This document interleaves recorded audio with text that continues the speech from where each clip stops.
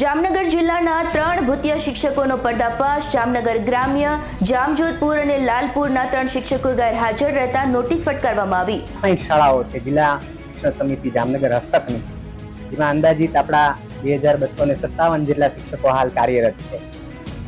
આ શિક્ષકોમાંથી 3 શિક્ષકો એવા છે કે જે ખૂબ લાંબા સમયથી ગેરહાજર છે।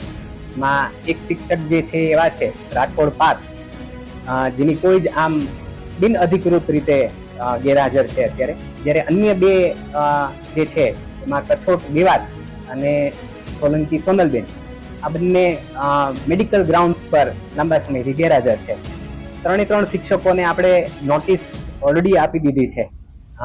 નોટિસના સંદર્ભમાં એક શિક્ષકનો આપણને અત્યારે જવાબ મળેલો છે, જ્યારે અન્ય કોઈ શિક્ષકના અત્યારે જવાબ નથી, એટલે એની એકાદ દિવસ રાહ જોઈ અને પછી નોટિસના આધારે એની સામે શું શિક્ષાત્મક કાર્યવાહી કરવી એની નક્કી કરવામાં આવશે। અમારી તમામ માહિતીથી અપડેટ રહેવા માટે જોડાયેલા રહો S9 ન્યૂઝ સાથે।